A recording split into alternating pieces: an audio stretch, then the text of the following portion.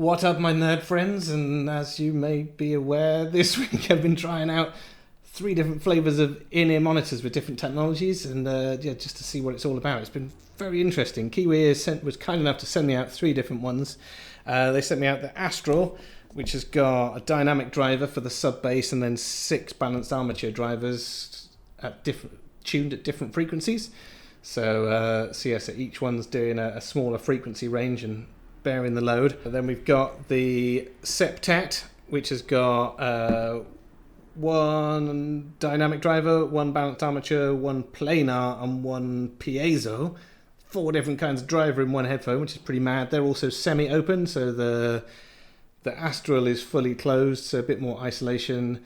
The Septet is semi-open, so you can hear a bit more of what's going on, and a little bit more open. And then the third one, which is the mad one, is the Kiwi Ears Etude, which has got, what's that got? So it's got a dynamic driver, 3 balanced armatures, but this one's got a vibration transducer.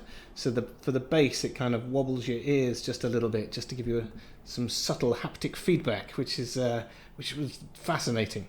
So what I've learnt from this. So the Astral, phenomenal sub bass. So really, if you love the sub bass, like stuff under 40 hertz, this is amazing. There's like detail and texture just comes out of nowhere. You're listening to tracks like, where did that come from? It's like just these amazing low notes that come out without muddying up the mids and the highs. It's like the mids and highs are pretty smooth. But yeah, that bass, the sub bass, just cuts through without muddying things up too badly. There's like slight muddiness around like 150 to 100 hertz, just ever so slightly, maybe too much bass. But if you're a bass head, they're pretty amazing. And obviously you get the audiophile grade kind of mids and highs, just with that, the sub bass cutting through. So yeah, so there's definitely a place in my heart for that, because I love the dirty bass.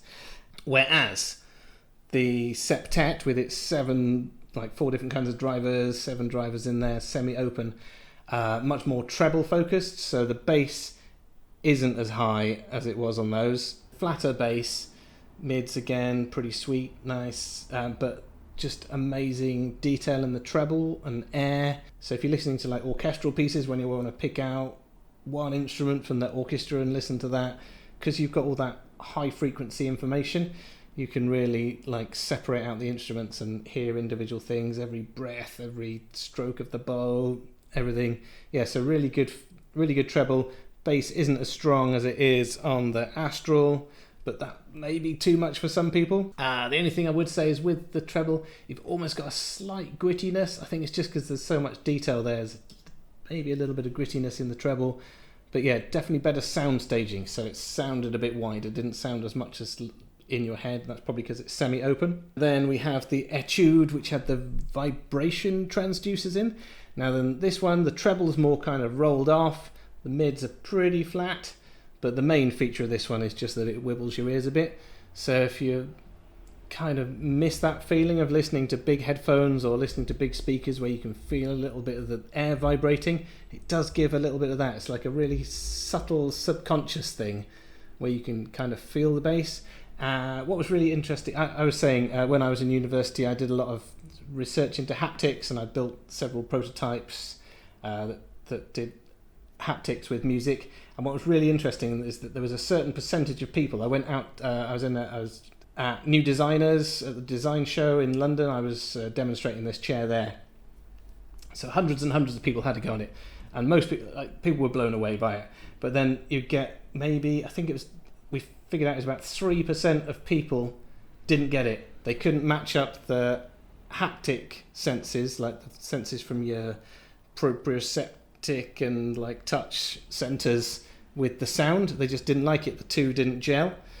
So like 97% of people loved it, thought it really enhanced the music, whereas 3% of people, the opposite, they hated it. Like they couldn't understand why it was there.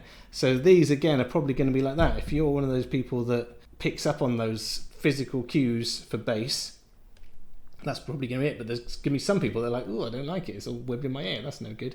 There's definitely, I found in my research that there's about 3% roughly of people in London, I don't know whether that holds true for the rest of the world, just didn't like that, whereas most people did.